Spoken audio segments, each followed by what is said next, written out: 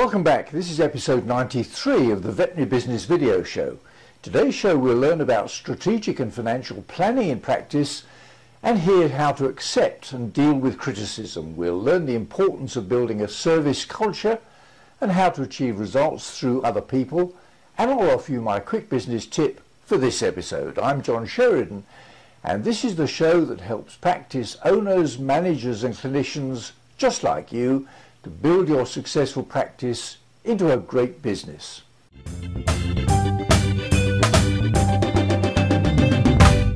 What do you understand by the term strategic planning? It seems to me that strategy is an ongoing process which includes a review of the practice position, its values and brand in the marketplace, an overview of business strengths, weaknesses, opportunities and threats, and a statement which identifies the purpose of the practice and the major plans and actions designed to achieve defined objectives in the medium term.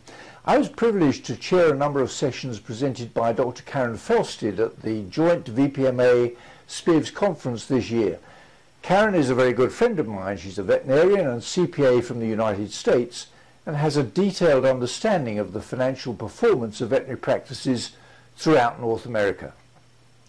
Karen has published and spoken on a wide range of business management issues, and her theme on this occasion was strategic and financial planning. Here's a flavour of what she had to say.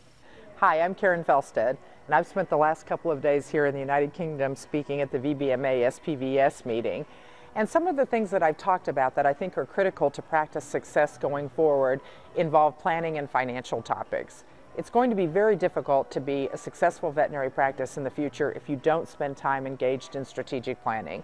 And that means a couple of days off-site looking at who we are as a practice, who we want to be, and how we think we're going to get there, putting together an action plan, putting together a budget, and then deciding how will we communicate this with others in the practice so that everybody's on board with the same vision. Financial analysis and financial planning are ever more important than they used to be because it's just simply not as easy to be a successful veterinary practice. 5 or 10 years ago, we could not run ourselves like a business and still do very well, but the world has changed since then.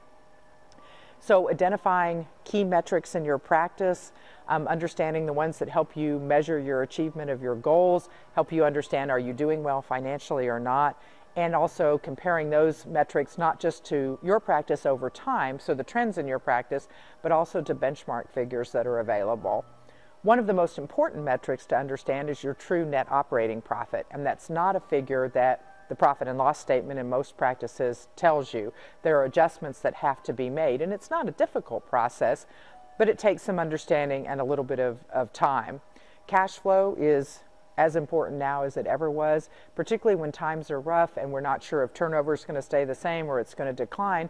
You simply have to have some cash reserves, and you have to have an understanding of not only how much cash do you have now, but what is your cash going to look like going forward so you can plan for debt repayment or you can plan for equipment purchase. So all of those things are going to be the activities that are going to be necessary for practices to be successful in the future. Now I'd like to take the opportunity of thanking Veterinary Practice Magazine for sponsoring this episode of the video show. Veterinary Practice is a lively, informative, educational monthly news magazine devoted to the issues facing veterinary practices in the United Kingdom. Best of all, it's a really good read for everyone in practice, with contributions from many of the leading veterinary writers and columnists in the country.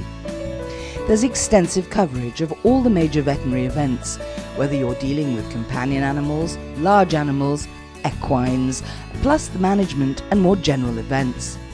If you're in practice and not currently receiving a copy, or you have ideas you'd like to write about, then email editor@veterinary-practice.com.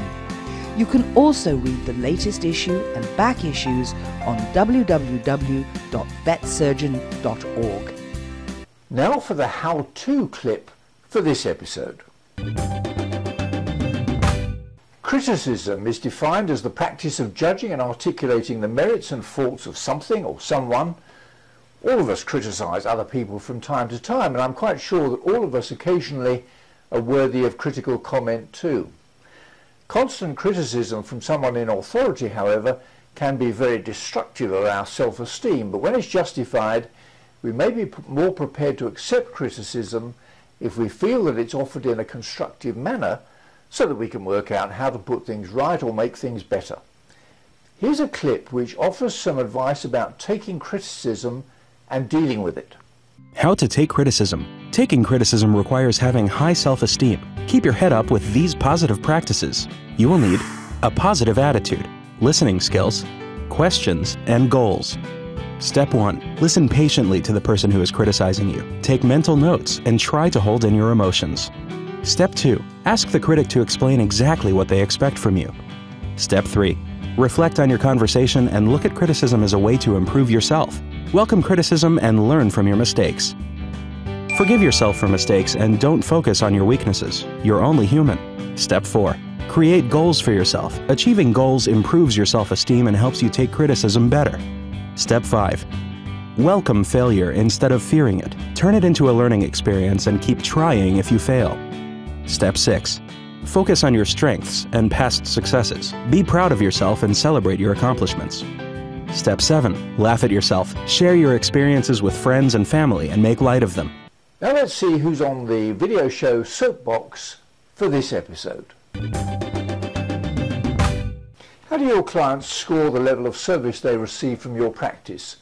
Have a look at this promotional clip and think again.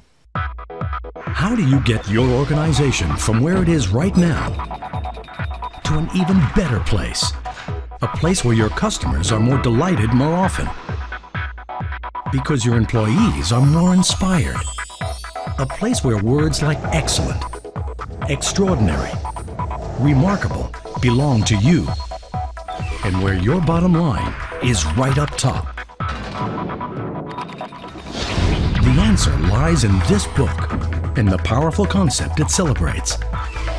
Service, that vital element present in every aspect of your life and the key to your sustainable growth and success.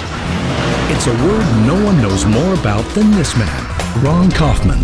So who is Ron Kaufman? Ron is a global consultant, speaker and educator who specializes in building service cultures in the world's largest and most respected organizations. Here's a clip in which Ron Kaufman offers some suggestions about service which might be appropriate for your veterinary business.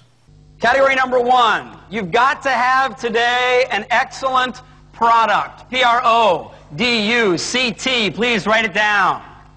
You've got to have a great product.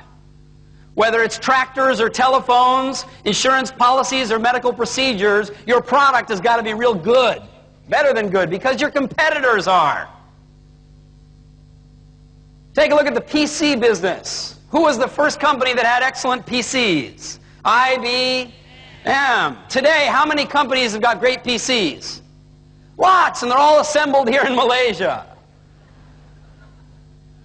Yeah, everybody's got excellent product today. That's not enough to succeed any longer. Now you need to not only have an excellent product, you've also got to have a way of getting your product to the customer. A system for delivering your product that's also excellent. I call it an excellent delivery system. Please write it down. Delivery system. And it's got to be excellent. Now, IBM used to have a better delivery system than anybody. It was called the man from IBM. He wore the white shirt and the red tie and the blue suit. And he used to come to your office and sell, install, maintain, train on how to use the computer. Nobody could beat the man from IBM.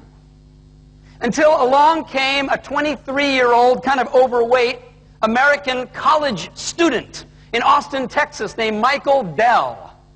Michael said, pick up the phone and give me a call. Tell me how you want your computer configured. How big do you want the hard drive? How fast do you want the modem? How big do you want the screen? How big is the...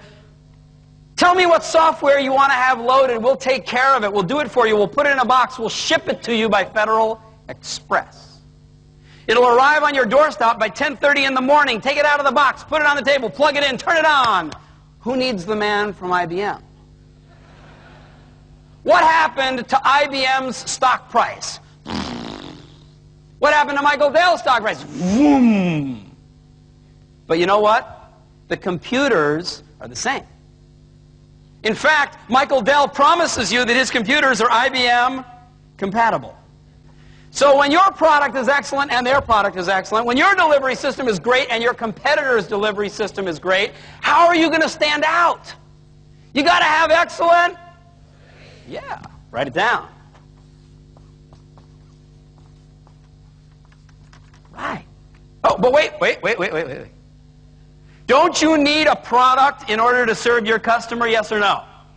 Don't you need to have a delivery system to get your product to the customer, yes or no? So what are we talking about here that's different from this and this? People, that's right. We're talking about the human side. Now, what do people have that products and delivery systems don't have? I'll give you a hint. And hearts, right. Minds.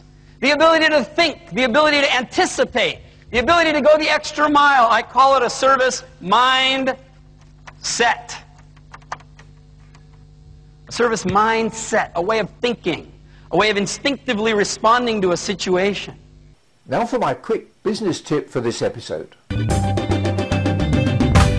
Another of the business speakers at the joint VPMA SPVS conference this year was Sharon Wesselby of Alternative Angles, a consultancy service which provides independent business advisory support for the pharmaceutical, veterinary and human healthcare industries. Like Karen Felsted, Sharon's expertise lies in the field of business strategy and development. Take a look at this clip in which she discusses some of the issues which arise for an individual making the change from clinician to management in veterinary practice. Hello, I'm Sharon Wesselby from Alternative Angles, and I'm at the VPMA SPIVS Congress 2013. And I've been involved with developing the personal stream, where I've been talking to both vets and practice managers at the difference between moving from clinical skills and clinical areas actually into practice management. And one of the biggest things that's come over to me is that big change from looking at things on a short-term, immediate basis, where you're responsible for your own results, and to moving into practice management, where you have to plan much more and much further in advance, taking other people's needs into account, and where you're no longer responsible for getting your own results. And one of the ways that you can improve the in-practice performance, if you're going to get results for other people, is to actually perhaps look at the way you interact with them, which is something that you can change. We can't change other people, we can only change our response to them. And by changing that, you can actually influence the outcome, both with your interactions with other people and also the business benefits too. And that, if you put those two things together, then that does actually have an impact on your business performance.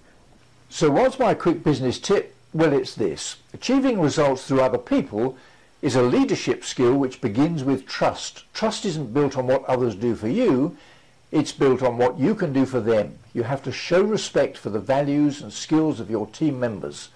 Find ways to connect their dreams and aspirations with your practice vision and values, acknowledge and value their skills, discuss and agree what needs to be done, and then keep out of the way. Well, that's about it for now. I'm John Sheridan, and this is the Veterinary Business Video Show. See you next time.